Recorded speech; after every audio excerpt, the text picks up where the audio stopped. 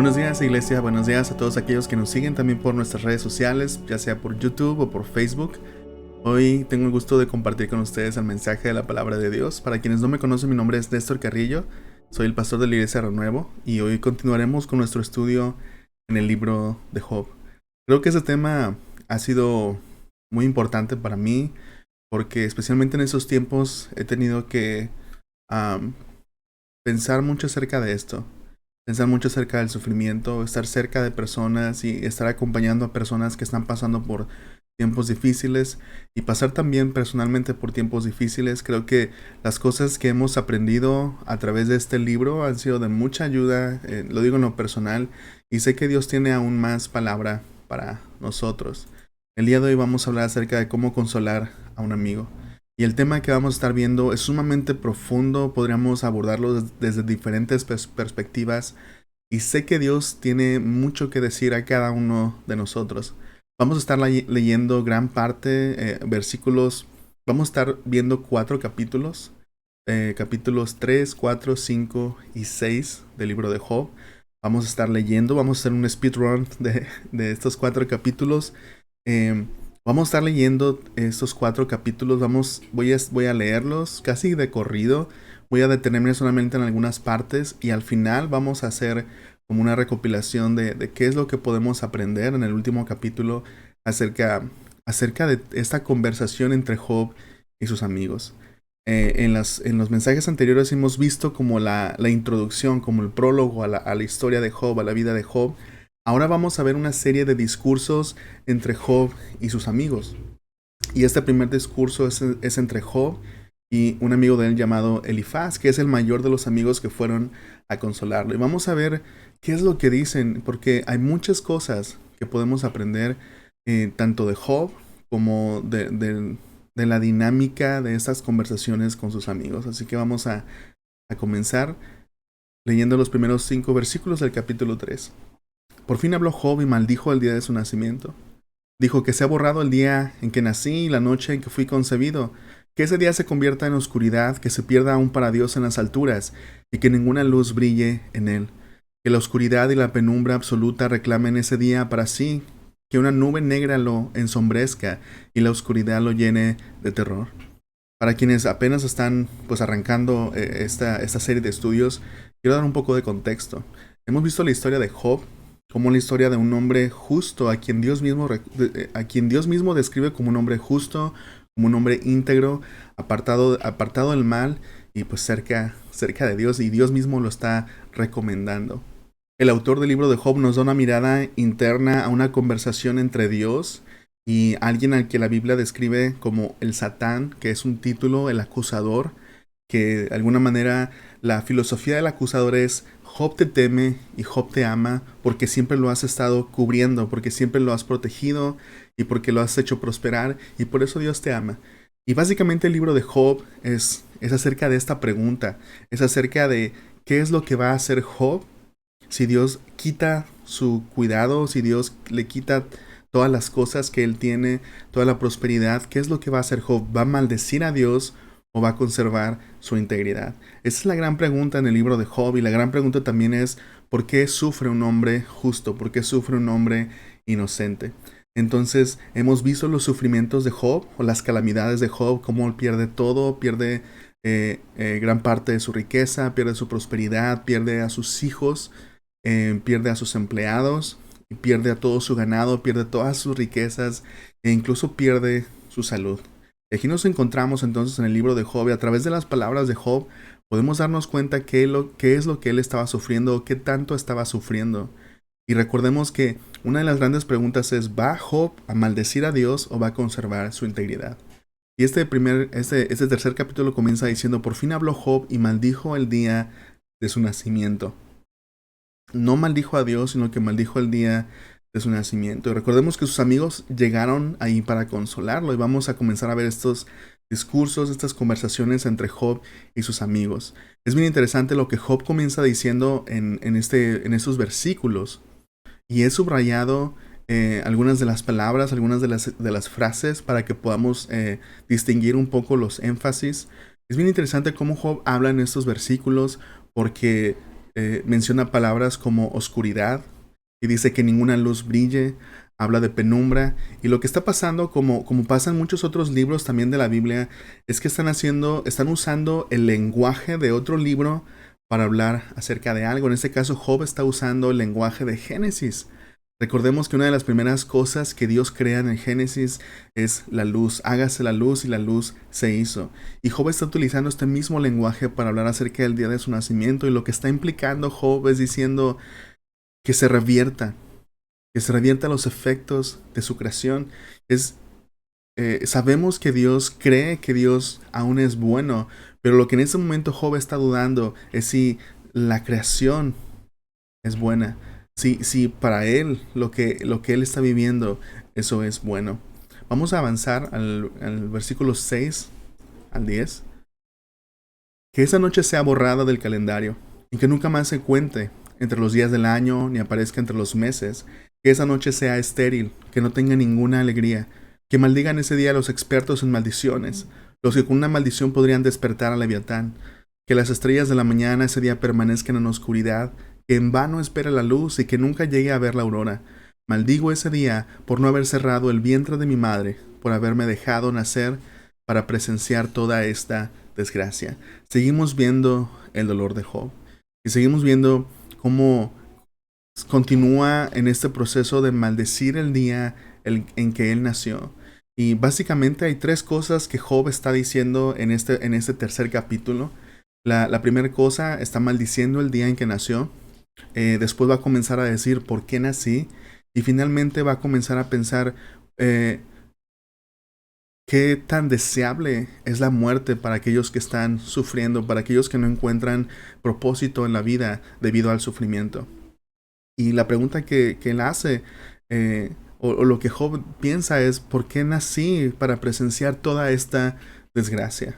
Y tenemos que pensar, obviamente nuestra mente lo primero que piensa es, bueno, en la vida no solamente hay desgracia, podemos pensar en todo lo que Job tenía antes, en todas sus riquezas, su prosperidad, su familia incluso, y podemos pensar, bueno, Job no está agradecido con eso, pero creo que si hemos pasado por experiencias difíciles, conocemos cómo la experiencia de perder algo hace que el hecho de tenerlo de alguna manera sepa un poco amargo.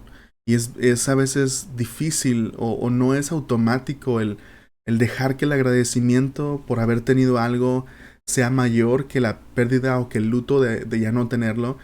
Aunque es posible y podemos pensar esto acerca de Job, porque Job no piensa de esta manera. Y vamos a verlo más adelante cuál es la respuesta de Job.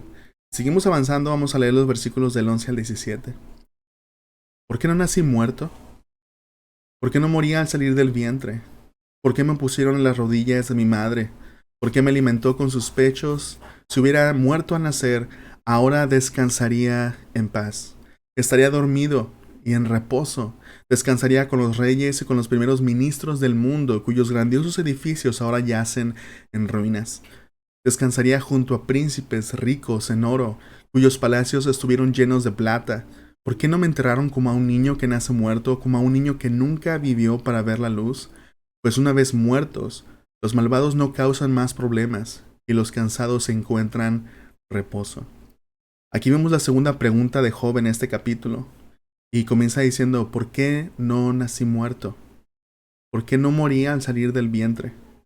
Y la razón por la cual estamos leyendo estas conversaciones y la razón por la cual estamos leyendo todos estos versículos es para hacer algo que los amigos de Job no hicieron y que lo vamos a ver al final. Les estoy adelantando un poco los spoilers. Algo que los amigos de Job no hicieron es escuchar y comprender. Tratar de identificarse con Job, con su dolor, con todo lo que estaba viviendo. Y por eso lo que estamos tratando de hacer al leer esto es escuchar. Y a lo mejor nuestra mente lo primero que piensa, lo primero en que se enfoca es en estas primeras palabras. ¿Por qué no nací muerto? Pero ¿qué era lo que estaba tratando de decir Job? ¿Cuál era su grito de ayuda debajo de esas palabras que para nosotros pueden parecer sumamente crudas y para ellos también? Y las palabras que subrayé, o lo que vemos aquí, lo que se repite es descanso y reposo.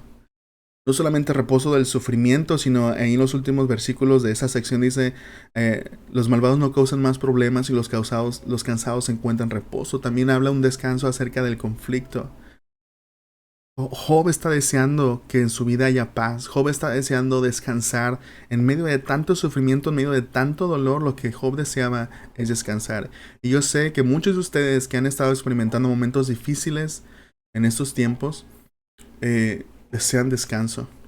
Y a veces nuestro grito de ayuda, a veces las palabras, la manera en la que buscamos ese descanso, a lo mejor para otros pudiera parecer sumamente drástico. Pero qué importante es escuchar lo que hay debajo de esos gritos de ayuda que a veces pudieran parecer muy crudos. Las personas quieren descanso. Y Job en ese momento está ansiando ese descanso. Versículos del 18 al 22. Aún los cautivos logran tranquilidad. En la muerte, donde no hay guardias que los maldigan, el rico y el pobre están allí y el esclavo se libera de su dueño. ¿O por qué dar la luz a los desdichados y vida a los amargados? Ellos desean la muerte, pero no llega. Buscan la muerte con más fervor que a tesoro escondido, se llenan de alegría cuando finalmente mueren y se regocijan cuando llegan a la tumba. ¿Por qué dar vida a los que no tienen futuro, a quienes Dios ha rodeado de dificultades? No puedo comer a causa de mis suspiros, mis gemidos se derraman como el agua. Lo que yo siempre había temido me ocurrió, se hizo realidad lo que me horrorizaba. No tengo paz ni tranquilidad, no tengo descanso, solamente me vienen dificultades. Importantes son las preguntas de Job. Y son preguntas y son palabras que he escuchado en la boca de muchas personas que me ha tocado aconsejar o con las que me ha tocado acompañar en esos tiempos difíciles. Especialmente estas palabras cuando Job pregunta, ¿por qué dar vida a los que no tienen futuro? A los que Dios ha rodeado de dificultades.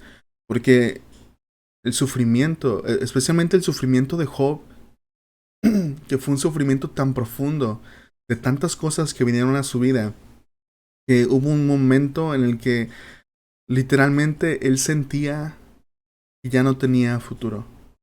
Que su existencia, como lo expresa en sus palabras cuando habla acerca de la creación, cuando habla acerca de quiero que los efectos de la creación se reviertan, porque si es como me siento. A pesar de que creo que la creación es buena, a pesar de que creo que Dios es bueno, siento que mi vida ya no tiene un lugar en esta creación. Siento que mi vida ya no tiene un propósito en esta creación y es algo que está causado por el sufrimiento de Job. Y algo que es importante que entendamos que muchas personas pueden llegar a sentir. Sí, Dios es bueno, sí, creo que su creación es buena, pero en cuanto a mí, por todo lo que está pasando, por la manera en la que estoy sufriendo, siento como que no encajo.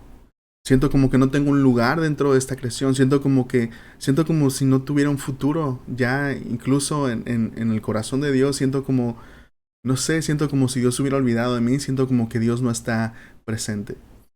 O continúa diciendo, lo que yo siempre había temido me ocurrió. Y esta frase es bien interesante porque cuando vemos en la introducción la vida de Job, un hombre íntegro que incluso ofrecía ofrenda por sus hijos. Y estas palabras nos hacen pensar cuál era la razón de Job para hacer todo esto. ¿Cuál era la razón de Job para ofrecer ofrenda por sí mismo, por sus hijos? Y algo que pasa en momentos de sufrimiento es que comienza a descubrirse lo que realmente somos, nuestras verdaderas motivaciones. Y Job dice, lo que siempre había temido me ocurrió. Se hizo realidad lo que me horrorizaba. Y creo que no solamente se está refiriendo a todo lo que perdió, sino a ahora no comprender cómo es su relación con Dios, si Dios está presente o Dios no está presente, porque ve que solamente hay dificultades en su vida. Comencemos a leer ahora el capítulo 4. Entonces Elifaz el temanita respondió a Job, ¿podrías ser paciente y permitirme que te diga unas palabras? Pues ¿quién podría quedarse callado? Antes alentabas a mucha gente y fortalecías a los débiles. Tus palabras daban apoyo a los que caían, animabas a los de rodillas temblorosas. Sin embargo, ahora que las desgracias te acosan, te desanimas, te llenas de miedo cuando te afectan a ti. ¿No te da confianza tu reverencia a Dios? ¿No te da esperanza tu vida de integridad? Detente a pensar, ¿mueren los inocentes? ¿Cuándo han sido destruidos los justos? La experiencia me dice que los que siembran problemas y cultivan el mal, eso cosecharán. Entonces comienza a hablar el primero de los amigos de Job, el mayor, y comienza a decirle a Job, podría ser paciente y permitirme decir algunas palabras, porque ¿quién puede quedarse callado? Y básicamente la primera parte de su discurso es, bueno, Job, tú antes eras un hombre íntegro, tú antes las palabras que decías fortalecían a otros, tú eras el que aconsejabas, tú eras el que ayudabas, tú eras el que apoyabas a otros cuando estaban en momentos de dificultad, pero ahora que las dificultades vienen a ti, te desanimas y te llenas de miedo. Prácticamente lo que él está diciendo es todo lo que antes hacías, todo el consejo que antes dabas a las personas, ahora aplícalo a ti mismo. Y cuando pensamos en todo el contexto de lo que Job está viviendo, a pesar de que Elifaz estaba en lo correcto y a pesar de que su consejo es un buen consejo en teoría, se siente como algo duro, se siente como algo crudo, como algo que está fuera del lugar en este momento por todo lo que Job está experimentando. Y es una de las primeras cosas que comenzamos a ver en este libro que se va a repetir constantemente, que a veces podemos estar en lo correcto, pero no necesariamente significa que eso es de ayuda para la persona. A veces el decir las cosas correctas no significa que van a ser de ayuda para las personas. Continúa diciendo Elifaz, detente a pensar, mueren los inocentes. Aquí Elifaz comienza con una pregunta y con una línea de pensamiento que tampoco va a ser de ayuda. Y comienza diciendo, ¿mueren los inocentes? ¿Cuándo han sido destruidos los justos? La pregunta de Elifaz está diciendo, bueno Job, sabemos algo acerca de la vida, porque ahí menciona la experiencia. Sabemos algo acerca de la vida. Sabemos que solamente los malvados sufren. Y sabemos que, porque la pregunta que hace es, ¿mueren los inocentes? Y la respuesta a esta pregunta teórica es no. Vamos a comenzar a ver la filosofía de los amigos de Job. Aquí comienza con Elifaz. El pensamiento simplista acerca del mundo donde solamente los malos sufren y los buenos son recompensados. Y ya hablamos en un mensaje anterior y dijimos cómo esto es una filosofía simplista del mundo y ignora la complejidad de todas las cosas. El problema con esta ideología o el problema con este pensamiento es que los amigos de Job, al tener este pensamiento acerca del mundo, de un mundo karmático, en YouTube hay muchos de esos videos, ¿no? De instant karma, karma instantáneo.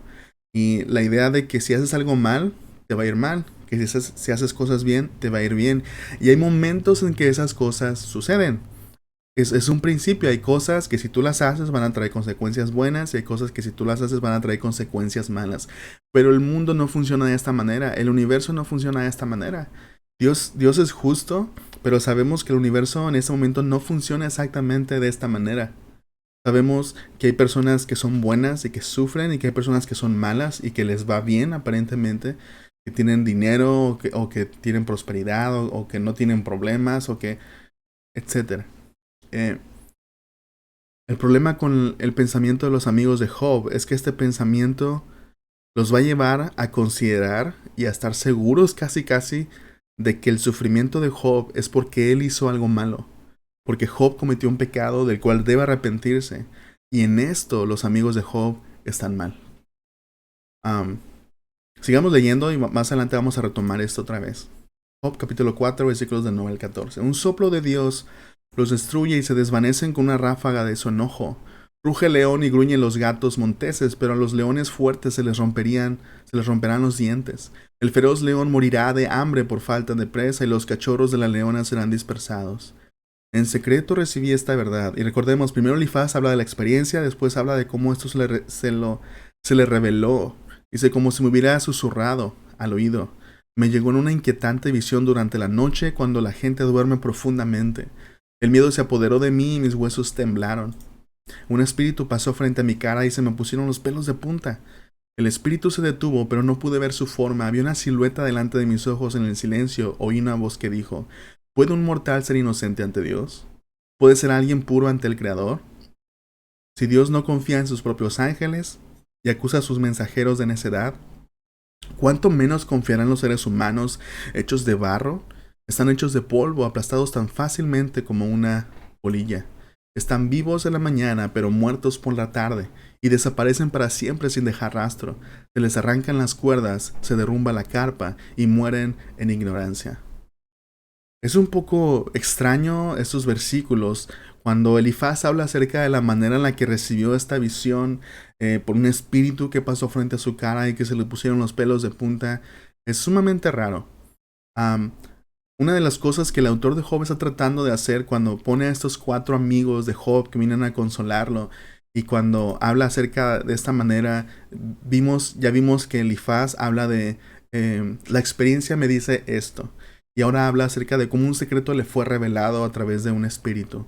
Y algunos comentaristas dicen que la razón por la cual está poniendo todas estas perspectivas, estos 4 amigos, estas 4 voces, es para representar toda la sabiduría del mundo. Cada uno de ellos representa una clase de sabiduría. Aquí vemos a Elifaz ya mencionando 2 cosas por lo menos, la experiencia y ahora una visión. Después va a decir, hemos estudiado estas cosas, va a decir Elifaz. Entonces vemos como las diferentes perspectivas. Y tenemos que entender algo. Muchas de las cosas que Elifaz está diciendo están correctas. En muchas de estas cosas su teología es correcta, pero su aplicación es incorrecta.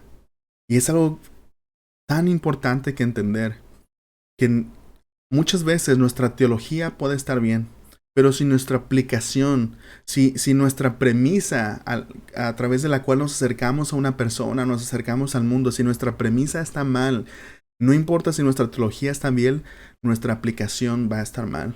Vamos a lastimar en lugar de ayudar. Vamos a estar diciendo lo incorrecto porque no estamos comprendiendo a quién estamos hablando.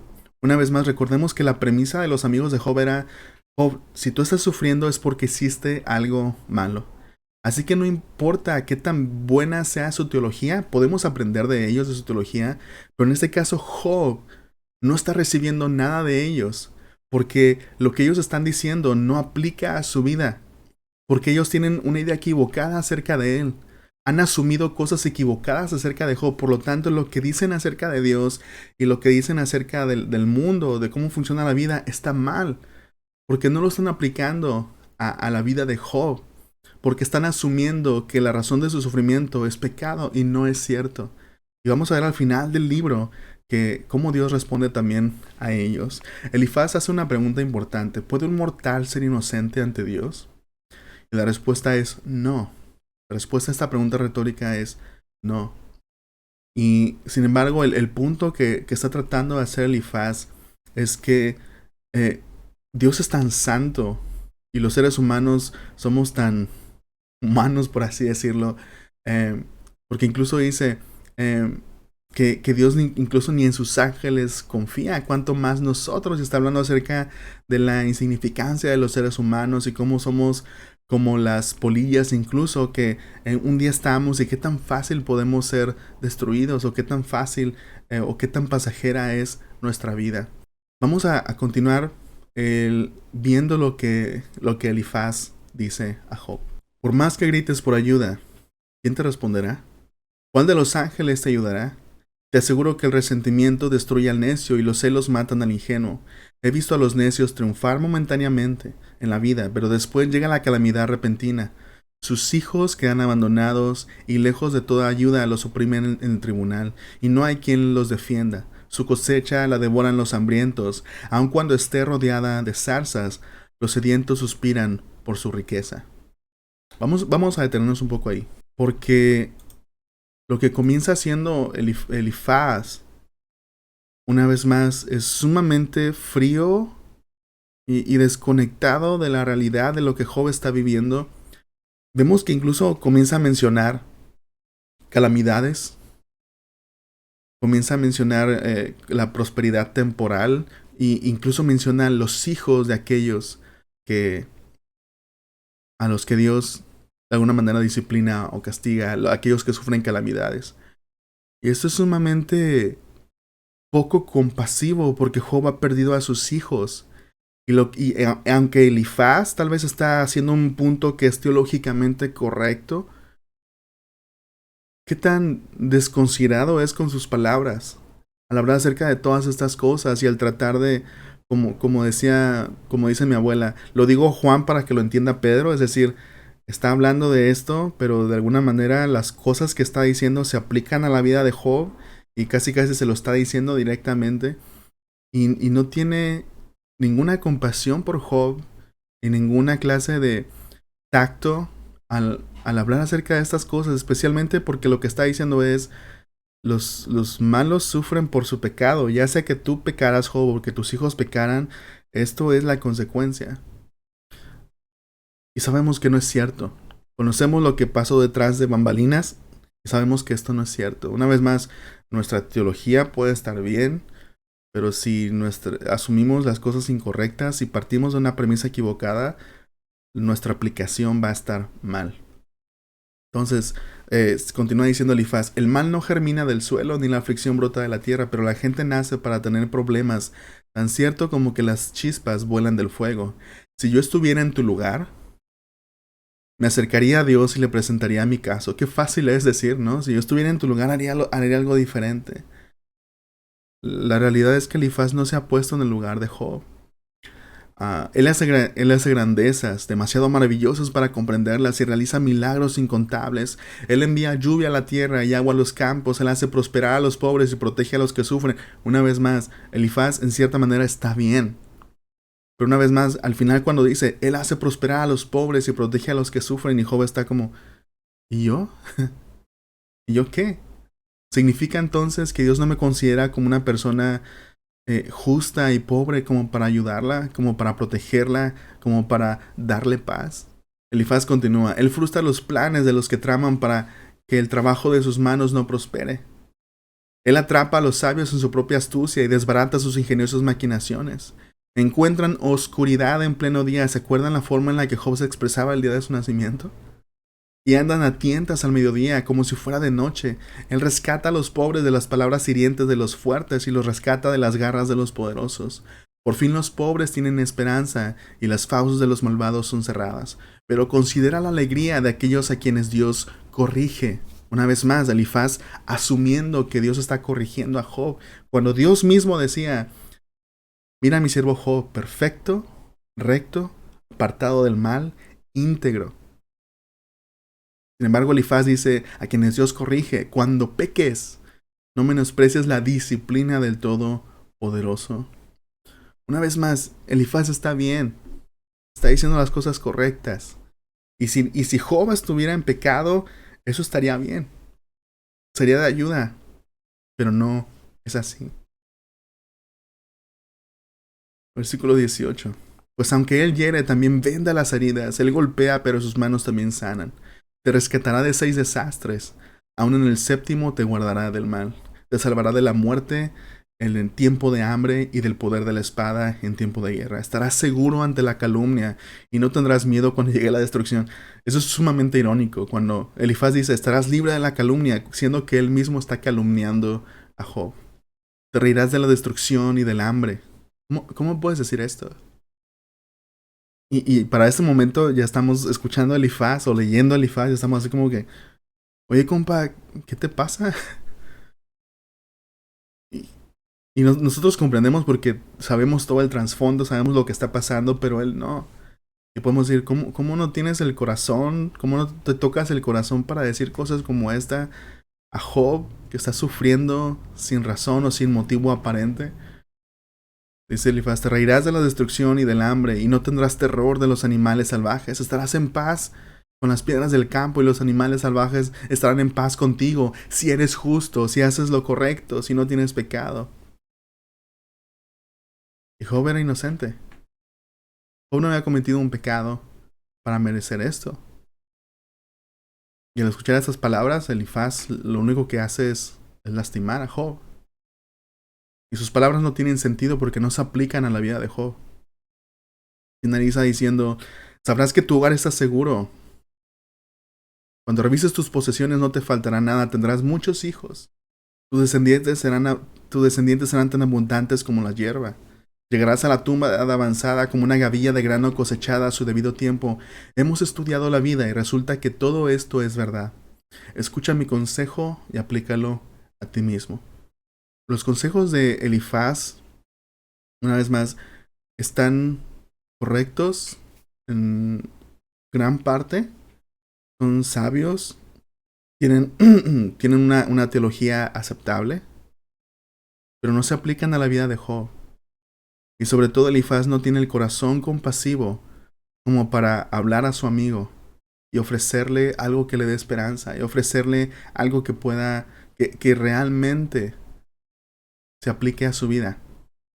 Es un buen consejo y creo que si leemos estos versículos podemos encontrar muchas cosas que nos ayudan y podemos encontrar mucho, pero para Job esto no servía porque estaba asumiendo las cosas equivocadas acerca de él. Y vamos a ver la respuesta de Job.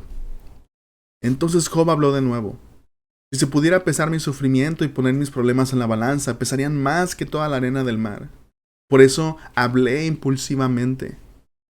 Y aquí Job está reconociendo algo, está reconociendo que habló impulsivamente.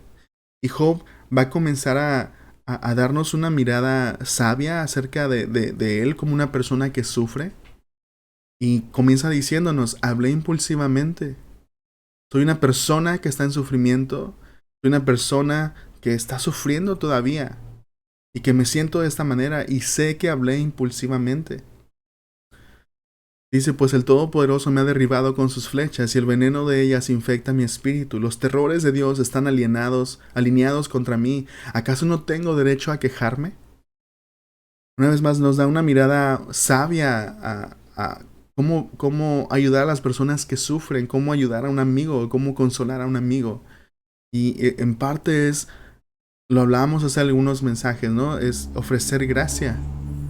Ofrecer gracia y comprender que cuando una persona está en sufrimiento, probablemente va a decir cosas desde una impulsividad, desde una emoción, desde un sentimiento. Y tenemos que ser suficientemente sabios y compasivos para comprender esto. Para no pensar que tenemos que defender a Dios cuando una persona dice algo incorrecto, sino que podemos ofrecer gracia y saber, o por lo menos tener la conciencia de que a veces las personas van a hablar impulsivamente, que no significa que es lo que siempre están pensando, que es lo que siempre están diciendo. No significa que eso que están diciendo va a regir toda su vida, sino que en ese momento, por el dolor, por el sufrimiento, por la desesperanza, por la falta de propósito, así es como se sienten. Y qué importante es escuchar. Incluso cuando las cosas que las personas dicen parecieran no ser sabias o teológicamente correctas, qué importante es escuchar. Escuchar cuál es la necesidad que hay debajo de esas palabras. Cuál es el grito de ayuda que hay debajo de esas palabras. Y no escandalizarnos por ellas. La pregunta de Job es sumamente importante. ¿Acaso no tengo derecho a quejarme? La respuesta es sí. Si somos compasivos es sí. ¿No rebuznan los burros salvajes cuando no encuentran hierba o mugen los bueyes cuando no tienen que comer? Otro ejemplo dice Job, ¿no se queja la gente cuando la comida le falta sal? ¿Hay alguien que desee comer la insípida clara del huevo? Amén, digo yo, ¿no? Nadie desearía comer la insípida clara del huevo. Lo que Job está diciendo está poniendo ejemplos o ilustraciones que dicen, es natural. Así como si a un animal le falta comida se queja, yo también. Tienen que comprender que lo que estoy viviendo es sumamente difícil. Y obviamente me estoy quejando, obviamente estoy sufriendo, obviamente estoy diciendo todas estas cosas porque estoy sufriendo. Comprendan, entiendan. Job sigue hablando de la clara del huevo. No sé, a lo mejor la odiaba mucho. No sé qué tenía en contra de ella. Pero a lo mejor su esposa hacía mucha clara de huevo, ¿no? Cuando él tenía mucha hambre. Pero dice, cuando la miro, hablando de la clara de huevo, mi apetito desaparece. Solo de pensar en comerla me da asco. Ok, Job, ya. Ya entendimos que no te gusta la clara de huevo. Ah, que se otorgara mi petición, dice Job. Que Dios me concediera un deseo. Quisiera que Él me aplastara, quisiera que extendiera su mano y me matara. Al menos puedo consolarme en esto.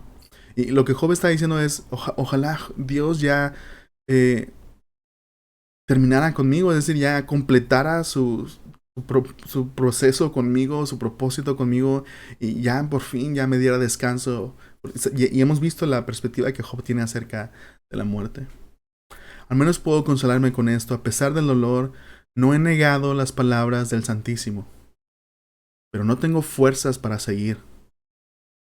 No tengo nada por lo cual vivir.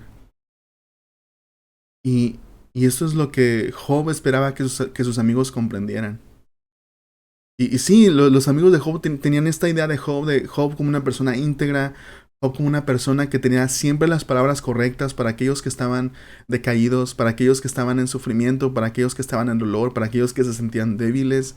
Y a lo mejor los amigos de Job tenían una idea tan grande acerca de Job, lo tenían como una persona tan fuerte, que cuando lo vieron sufriendo y cuando lo vieron diciendo estas palabras, pensaron, ¿por qué? ¿Qué está pasando?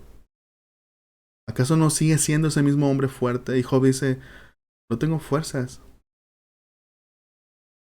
Y qué importante es poder reconocer esto.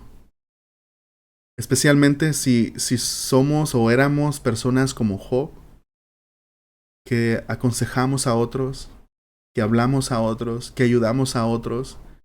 Y cuando somos personas como Job, cuando por alguna razón Dios nos ha permitido ser personas como Job, que aconsejan a otros, que ayudan a otros, que animan a otros, a veces las personas, o a veces podemos sentir nosotros las expectativas de que las personas esperan que nosotros seamos fuertes. Y a veces Dios permite cosas en nuestras vidas que nos llevan a reconocer, no tengo fuerzas. Y para algunas personas eso va a parecer como, qué incoherente eres, o qué hipócrita eres, o qué poco congruente eres con lo que tú mismo dices. Porque si tú animas a otros y ahora te estás desanimando, ahora no tienes fuerzas, pero eso no es ser hipócrita. Eso no es ser incongruente. Eso es reconocer que somos humanos. Y reconocer que a veces van a pasar cosas en nuestras vidas y que Dios va a permitir cosas que nos ayudan a reconocer nuestra debilidad. Job dice, no tengo nada por lo cual vivir. Y una vez más, es sentir como que por el sufrimiento, el no comprender qué propósito puede haber y qué plan tiene Dios más adelante. ¿Tengo yo la fuerza de una roca? Preguntas tan profundas de Job. ¿Está mi cuerpo hecho de bronce? No, estoy desamparado por completo, sin ninguna oportunidad de salir adelante. Uno debería ser compasivo con un amigo. Esa es una enseñanza bien importante de Job, que él comprendió al estar sufriendo. Uno debería ser compasivo con un amigo abatido. Pero tú me acusas sin temor del Todopoderoso. Hermanos míos, han demostrado ser tan poco confiables como un arroyo de temporada que desborda su cauce en la primavera, cuando crece por el hielo y por la nieve derretida, pero en la estación cálida el agua desaparece y el arroyo se desvanece en el calor. Las caravanas se desvían de su ruta para refrescarse, pero no hay nada para beber y por eso mueren. Las caravanas de Temán van en búsqueda de esta agua. Los viajeros de Seba esperan encontrarla. Confían que esté, pero se decepcionan cuando llegan. Sus esperanzas se desvanecen. Tampoco ustedes han sido de ayuda. Han visto mi calamidad y les da miedo. Job le dice a sus amigos, han demostrado ser poco confiables. Porque cuando yo quise encontrar en ustedes agua, estando sediento, no pude encontrarla. Y pone esta hermosa imagen de un río que se desborda, un río que crece mucho cuando llueve y cuando el hielo se derrite, pero que en la temporada de calor desaparece. Y todos aquellos que esperaban encontrar agua en ese río ya no encuentran agua. Y así Job dice, cuando ustedes llegaron a consolarme, yo pensé, voy a encontrar, en mis amigos voy a encontrar agua, el agua que necesito. En mis amigos voy a encontrar ese consuelo, esa esperanza que necesito. Y no lo encontré. Tampoco ustedes han sido de ayuda, han visto mi calamidad y les da miedo. Qué profunda esta pregunta, o qué profunda esas palabras de Job, cuando dice, lo que mi sufrimiento provocó en ustedes es miedo. Ustedes están con esta idea simplista del mundo, que si hacen las cosas bien les va bien, que si hacen las cosas mal les va mal. Y me conocen a mí, saben que soy un hombre íntegro, y han visto mi sufrimiento, y tienen miedo. Tienen miedo de pensar que no pueden controlar a Dios, que no pueden manipular a Dios, que el mundo no funciona como ustedes piensan, que si se portan bien les va bien, si se portan mal les va mal. No. ¿Por qué? Porque si yo, que soy justo, estoy sufriendo, ustedes tienen miedo de pensar en un Dios tal vez que no pueden controlar. Y esa es la realidad, hermanos, no podemos controlar a Dios. Muchos tratan de controlar a Dios a través de la religión, siendo buenos, a través de la moralidad. Voy a hacer cosas buenas para que me vaya bien. La realidad es que no podemos manipular a Dios de esa manera. La realidad es que vivimos en un mundo complejo y que Dios es soberano y que Dios tiene una perspectiva diferente del sufrimiento y que Dios usa el sufrimiento muchas veces para sus propósitos. ¿Pero por qué? ¿Alguna vez les he pedido que me regalen algo? ¿Les he suplicado que me den algo suyo? ¿Les he pedido que me rescaten de mis enemigos o que me salven de personas despiadadas? Enséñanme y me quedaré callado. Muéstrenme en qué me equivoqué. Job dice, díganme palabras que tengan que ver conmigo. Ustedes tienen buena teología, pero no asuman las cosas incorrectas acerca de mí. En realidad, enséñenme. Es decir, apliquen las cosas correctas a mi vida y denme consejo. Porque todo lo que hasta ese momento Elifaz le ha dicho a Job, ha sido, aunque es correcto teológicamente, no se aplica a su vida porque Elifaz tiene la idea incorrecta acerca de por qué Job está sufriendo. Las palabras sinceras pueden causar dolor, pero ¿de qué sirven sus críticas? Es cierto, hay verdades que causan dolor, pero estas verdades están mal aplicadas y no sirven de nada. ¿Creen que sus palabras son convincentes cuando ignoran mi grito de desesperación? ¿Están ignorando mi sufrimiento? No son compasivos y sobre todo ignoran por qué estoy sufriendo. Ustedes hasta serían capaces de enviar a un huérfano a la esclavitud o de vender a un amigo. Mírenme. ¿Les mentiría en su propia cara? Dejen de suponer que soy culpable porque no he hecho nada malo. ¿Piensan que estoy mintiendo? ¿Acaso no conozco la diferencia entre el bien y el mal? Palabras tan simples, pero tan profundas acerca de Job. Las palabras sinceras pueden causar dolor, pero ¿de qué me sirven sus críticas? Ignoran mi grito de desesperación. No ignoremos, hermanos, a quienes están sufriendo. Y no ignoremos el escucharlos. Y como dice Job, mírenme, el verlos, el comprender, el intentar ponernos en su lugar, el ofrecer gracias, sabiendo que probablemente muchas de las cosas que en ese momento estén pensando, diciendo, vienen del sufrimiento, de una impulsividad. Y sobre todo dice Job, dejen de suponer, dejemos de tener la idea equivocada y estemos cerca. Asegurémonos de ministrar a la persona. No tratemos solamente de decir las cosas correctas o no tratemos de defender la teología correcta, sino que ministremos a las personas. Estemos ahí presentes. Dice Job, ustedes han demostrado ser poco confiables. Cuando quería agua, no encontré agua. Estoy sediento. Jesús dijo, todo aquel que viene a mí, todo aquel que esté sediento y viene a mí encontrará agua. Jesús le dijo a la mujer seca del pozo, si bebieras del agua que yo te daré, nunca tendrías sed jamás. El sufrimiento de alguna manera nos apunta hacia Jesús y el mejor agua que podemos ofrecer es Jesucristo. Jesús, el varón sufriente, el inocente que sufre y que sufre por los pecadores. Y que incluso si nosotros a lo mejor sí pecamos, y la pregunta que se le hace es, ¿puede encontrarse un mortal que sea inocente ante Dios? Tal vez no. Pero en Jesucristo somos perdonados. En Jesucristo somos encontrados inocentes porque Él murió como culpable. Y Jesucristo es para nosotros el agua de vida, la fuente de vida, lo mejor que podemos ofrecer. Así que si queremos ser amigos que consuelan, amigos que confortan a otros, simplemente ofrezcamos nuestro corazón, ofrezcamos nuestra compasión, ofrezcamos nuestra gracia, estemos presentes y llevemos a las personas hacia Jesús.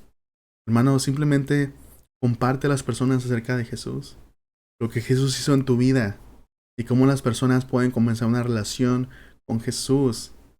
Porque recordemos que la cruz es la mejor muestra de que Dios no está en nuestra contra, sino que Dios está a nuestro favor. Déjeme orar. Padre, gracias por tu palabra. Porque nos enseñas cómo ser amigos que consuelan. Nos muestras, Padre, la desesperación, el sufrimiento que hay en el mundo y las personas que debajo de estos gritos que parecieran, Señor, incorrectos teológicamente, Padre, tú nos demuestras que hay una necesidad real, una necesidad de descanso, una necesidad de paz, una necesidad de libertad del conflicto, una necesidad de agua, Señor, para personas sedientas. Ayúdanos a ser personas que llevan esa agua. Te lo pedimos en el nombre de Jesús. Amén. Gracias por quedarte con nosotros hasta el final del video. Si deseas recibir notificaciones de los videos que subimos, asegúrate de suscribirte al canal y hacer clic en la campanita. En la descripción del video encontrarás un enlace donde podrás descargar una guía de preguntas de aplicación que te ayudarán a profundizar y pensar en cómo aplicar a tu vida los principios que acabas de escuchar. Síguenos en nuestras redes sociales, nos encantaría conectar contigo. Todos los enlaces los encontrarás abajo en la descripción.